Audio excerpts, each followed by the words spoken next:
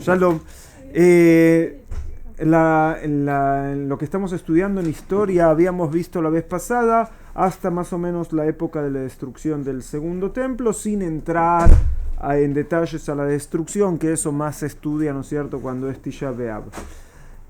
¿No es cierto? Cuando los judíos cuando los judíos son expulsados por los babilonios y son llevados a la zona donde ellos dominaban, es un exilio que relativamente va a ser corto. ¿Por qué va a ser corto? Porque las potencias mundiales se conquistan unos a otros en ese momento. ¿No es cierto? Los judíos vivían en Judea, por eso se llaman judíos, ¿sí? Y los babilonios son los que los llevan a ellos al exilio, como una política que a veces, ya se los expliqué alguna vez, que a veces cuando se quiere debilitar a alguien se lo lleva a un lugar lejano para que no quiera rebelarse contra quien domina, y eso es parte de lo que hacen los babilonios. Lo que sucede es que los babilonios van a ser conquistados ¿por quiénes? Por los persas. ¿Está bien? Y se ve que los persas no tenían ningún problema, los persas de aquel momento, no tenían ningún problema con los judíos. Y empieza el libro de Ezra y dice así: y fue en el año 1 de Koresh, el rey de Persia, que cuando sucedió lo que él había hablado con Irmiau, y lo que Koresh dice lo siguiente, y que él hace pasar la voz y también envía una misiva como una carta, y dice que Koresh, el rey de Persia y de todos los reinados de la tierra, recibe, dice él, que Dios le da a él, el Dios de los cielos, que le dio a él una orden. ¿Y cuál es la orden de él? Que le construya una casa en Jerusalén, en Yehuda. ¿Está bien? Entonces viene Koresh, el rey de Persia, y viene con la orden de que Dios le ordenó reconstruir su casa en Yehuda. Y no solo eso, sino como que viene, en teoría, viene Koresh y dice: ¿quién está con ustedes de todo el pueblo?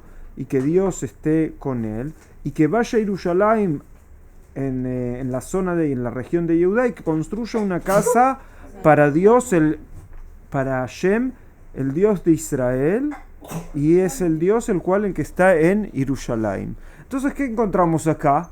Que un rey no judío viene y le dice a los judíos: Hashem vino y me dijo que hay que reconstruir su casa. Yo soy el rey de toda la región y les digo, por favor, vayan y reconstruyanla. ¿No es cierto? Suena algo que un poco raro, pero suena un poco ideal, ¿no es cierto? No hay que hacer una guerra, no hay que hacer nada. Un rey conquista la región y dice a los judíos: ¿quieren volver a su casa? Dios quiere que les reconstruyan su casa, vayan y háganlo. ¿Está bien? Lo más interesante es que esta carta se encontró. No solo que la tenemos en el Tanaj, sino que está. El edicto de Koresh se encontró. Está ahí, se lo puede ver, se pueden ver copias del mismo. ¿Está bien? Y después también dice que da permiso para llevar las propiedades, las cosas que ellos tenían, si tenían plata, tenían oro, si tenían todo tipo de cosas, si tenían animales, y podían llevarse todo eso con ellos a Jerusalén. Bueno, y acá cuenta el libro de Ezra que se levantaron los líderes, digamos, de familias de Yehudá y de Binyamin, y los Kohanim y los Leviim, y bueno, y fueron para reconstruir Jerusalén. ¿Está bien? O sea, el libro de Ezra empieza de una manera súper ideal, ¿no es cierto? Así empieza.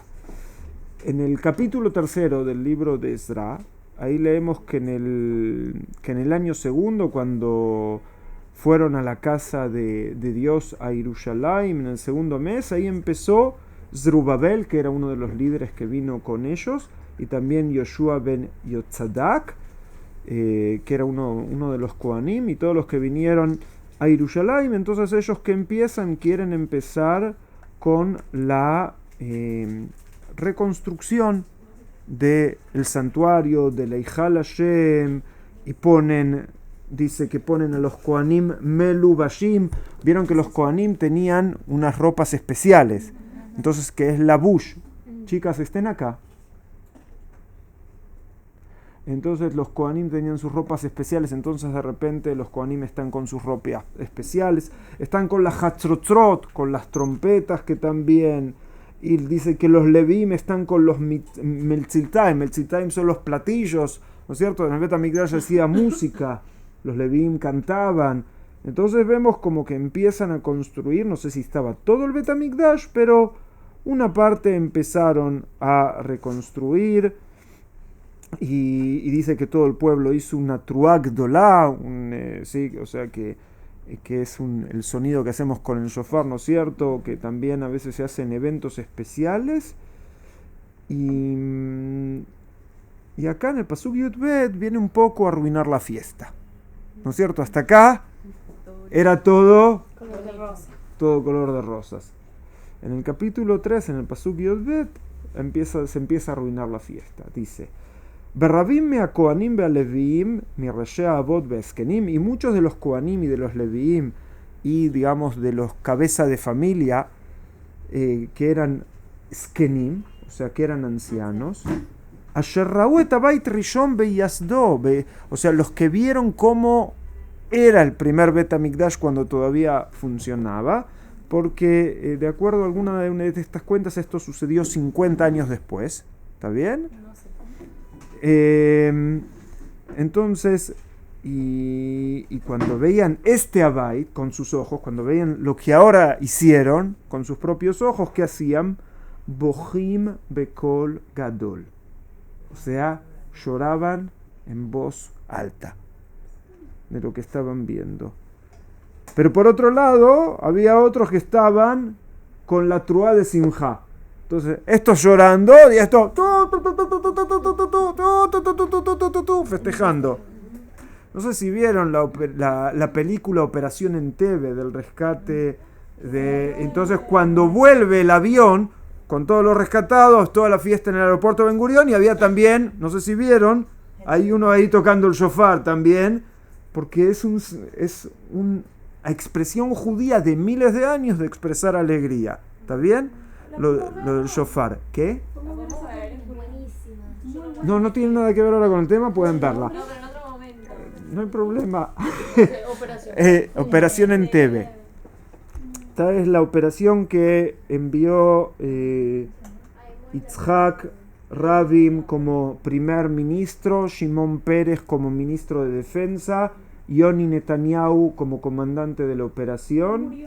Sí, Yoni Netanyahu, que es el hermano del primer ministro hoy en día, murió en esa operación. La operación esta fue en 1976, cuando un avión de Air France que salió de Israel, que hizo escala en Atenas, después que en Atenas hubieron terroristas palestinos y alemanes, y bueno, capturaron el avión y se lo llevaron a Entebbe en Uganda. ¿Está bien? Israel no hizo negociación con los terroristas y mandó a rescatar.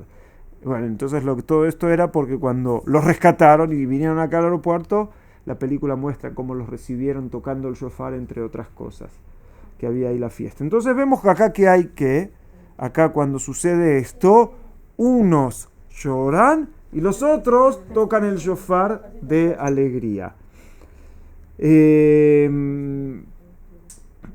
Pero dice que era tan fuerte los que lloraban, que dice que el pueblo no distinguían el sonido de la truá, de la alegría, por la voz del llanto del pueblo, ¿sí? Entonces acá había un poco que estaba mezclada la alegría con la tristeza. Los que estaban alegres era porque nunca habían visto un Bet HaMikdash o el templo o algo así. Los que estaban tristes decían: ¿qué es esto al lado de lo que teníamos antes? ¿Piensan que ahí terminaron los problemas? No. Esto es un problema de sentimiento, no es un problema muy grave. Está bien, puede ser que el primero era lo que construyó Shlomo Melech, y que tardó años y años en construirlo Shlomo Melech, y era la época de máximo esplendor que tuvo el pueblo de Israel en la historia. Si ustedes les van a preguntar cuándo fue el momento, sí, más especial que tuvo el pueblo de Israel en la historia fue con el rey Shlomo. ¿Está bien? Nunca se volvió a tener en la historia del pueblo de Israel un momento como lo del rey Shlomo. ¿Por qué? Varios motivos. Uno, construyó el Bet HaMikdash, o sea, el Bet HaMikdash estaba construido. Por otro lado, había paz. Después, Shlomo controlaba un territorio muy grande. Y en el Tanaj muchas veces preguntan y dicen como que el ideal de paz dice Ish tachat gafno be ish tachat tenato. Vieron que la persona cuando está muy... ¿Cuál sería la imagen ideal de una persona tranquila? Que está en su casa abajo de la sombra de un árbol, ¿no es cierto? Y así nos habla el Tanaj. Dice, el ideal es Ish tachat tenato. Tenato es el árbol de higos. Que si vieron un árbol de higos tiene muchos... ¿sí? Muchos brazos, y por otro lado abajo de su viñedo, como que tiene también para lo que vino y tiene lo que tomar, o sea, tiene sus plantaciones, tiene su trabajo, tiene tranquilidad y también tiene su relación con Dios en un lugar hermoso como el templo que construyó Shlomo Amelech. ¿Está bien? Un templo que tardó años y años en ser construido y que vinieron desde el Líbano trabajadores a preparar ese templo. O sea, que eso era lo máximo. Entonces, lo que estos señores vieron era el final de ese templo de Shlomo, que duró 400 y algo de años, con lo que ahora pudieron hacer en poco tiempo que vinieron y daban ganas de llorar. ¿Está? Punto 1. Punto 2. Cuenta en Esdra, el capítulo 9, que la asimilación había entrado dentro del pueblo. O sea, de aprender de culturas de otras personas, de otros grupos. Y cuenta acá, y dice que vienen los ministros, ¿sí? Vienen a contar y a decir, le cuentan a Ezra y dice, Lo nibdelu am Israel be'akohanim be'alevim me'amerzot. Por un lado, el pueblo de Israel y los Kohanim y los Levim no se separaron de la gente simple, amearatzot, o gente que no tiene sabiduría o conocimiento. Y dice que ellos hacían como las abominaciones, como las cosas malas que hace el Knani, el Hiti, el Prisi, o sea, todos los pueblos de Knam, y después también suma acá el Mitzri, el Amorí. Y acá también nos dice que se casaron con las hijas de la gente que vive acá en esta región. O sea, que tuvieron también, aparte de hacer todo tipo de adoración, que hicieron casamiento mixto. También tuvieron. Y entonces eso en parte es lo que acá nos dice que eso pasó. Entonces dice Ezra que cuando llamó y escuchó esto, él también se rompe sus ropas. Se rompe sus ropas, Ezra. Y, o sea, él quiere expresar acá hay un problema grave. Nosotros, ¿para qué volvimos acá a este lugar? ¿Para qué volvió el pueblo de Israel a la tierra de Yehudá? Para servir, Para reconstruir el templo. ¿Y cuál es la idea del templo? ¿Hacer korbanot? No, la idea principal del templo no es hacer korbanot. ¿Qué? La Avodat Hashem, servir a Dios, ¿no es cierto? Estar cerca de Hashem. O sea, ese es el objetivo principal del Bet HaMikdash. Avodat Hashem, servirlo a Hashem, estar cerca de él. Entonces, ¿qué es lo que ellos ven? Vuelven acá, pero en vez de hacer cosas que los acerquen a Hashem, hacen cosas que los alejan de Hashem. ¿Entienden? Hacen cosas que ellos se les pidió que no hagan. Y después acá también nos cuenta Ezra que vienen ellos y hablan con él y él está así, y él está en ayuno y rompe sus ropas. Y todo esto también como que él empieza a decir Hashem, Hashem, como que él no sabe lo que hacer. Y él que dice, Dios, tengo vergüenza de como levantar mis ojos o levantar mi cara y mirar hacia ti. ¿Entienden? Dios viene y da una oportunidad muy especial y el pueblo va por un camino muy malo. ¿Y qué le dice también Ezra? Dice un pasuk muy interesante, que se usa mucho esta expresión, dice que avonetenu rabu le mala rosh, ¿sí? Y nuestros pecados están por arriba del rosh, de la cabeza, y dice, y nuestra culpa es tan grande que llega hasta el cielo. Entonces acá, bueno, sigue con todo este tipo de cosas, con todo esto que sucedió, y entonces dice, incluso cuando fuimos esclavos, ¿sí? Dice, no abandonamos a Dios.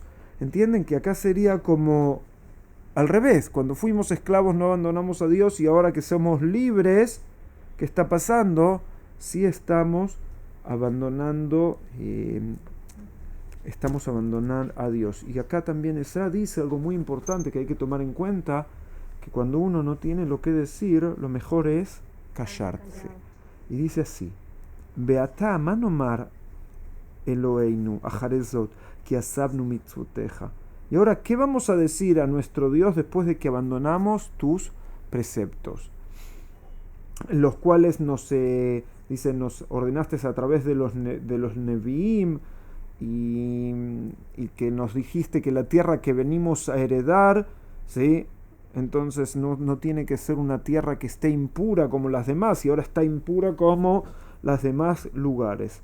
¿Está bien? Entonces, acá él trata de ver qué es lo que se puede hacer, ¿no es cierto? Entonces, lo que finalmente dice y la solución que él da es que había que hacer dos cosas. Una, hacer un nuevo pacto con Dios para aceptar la Torá. Para volver a cumplir la Torá, había que hacer un nuevo pacto con Dios. Eso es lo que Ezra propone. Hagamos un pacto con Dios. Y también fue dicho que si la Torá no hubiera sido, los Jajamim dijeron, si la Torá no hubiera sido entregada a través de Moshe, tendría que haber sido entregada a través de ¿quién? De Ezra. ¿Sí? Porque hizo que el pueblo entre y reciba la Torá y la acepte. Hizo como un nuevo pacto que acepten la Torá. Y otra cosa más que hizo Ezra y que pidió Ezra hacer es, para que la gente pueda servir a Dios, la familia entera tiene que poder servir a Dios. ¿Cómo se consigue que la familia entera pueda servir a Dios? Que toda la familia tal vez tenga el mismo ideal, tenga los mismos ideales y las mismas creencias. Entonces, ¿qué es lo que se pide? Que aquellos que estaban casados con mujeres que no eran parte del pueblo de Israel, que se separen de esas mujeres. ¿Qué pasaba con los hijos? ¿Qué? ¿Qué pasaba con los hijos? No sé lo que pasaba con los hijos. No me acuerdo que el texto hable de eso, pero lo que está pidiendo es que se tome una solución, ¿entienden? Si acá hay un problema de identidad, que la gente no sabe si se identifican con los preceptos de Dios, y hay un problema de identidad que si tu esposa no es de tu misma identidad, entonces ¿cómo puedes pretender que vaya por tu camino? Hay un libro que escribió una persona que tiene un apellido casi como el mismo, que no tenemos relación, que se llama Doron Korenblut. Yo soy Korenblit. Simplemente es como se pronunciaba en Europa en algunos lugares la letra. La Vav en algunos lugares se dice U y en algunos lugares se dice I. Por ejemplo, ¿cómo es mi nombre? Shmuel. Pero cuando yo pregunté a mis padres o a mis abuelos cómo es mi nombre, me dijeron que me llamo Shmil. Shmil. No como Shmili, como Shmuel. Shmuel es Shmil simplemente.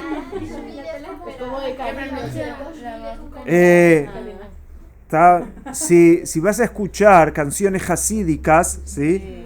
Algunas canciones hasídicas, en vez de decir Alenu, dicen Alini. ¿Entienden? Porque cambian la pronunciación. Entonces, ¿por qué les empecé a contar todo esto? Ya me olvidé. Korenblut. Bueno, ahí está, gracias. Él es Korenblut, yo soy Korenblut. ¿Está bien?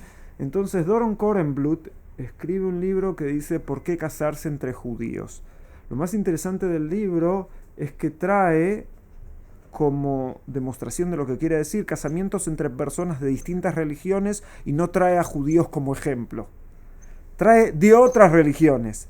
Traen personas que se casaron protestantes, ¿sí? Católicos protestantes, con cristianos, ¿sí? Con cristianos apostólicos romanos, ¿está bien? No tienen... tienen y mostraba él como a veces personas que vienen de distintas religiones o con ciertas cosas tienen distintas creencias, sus parejas son mucho menos exitosas que personas que tienen la misma creencia.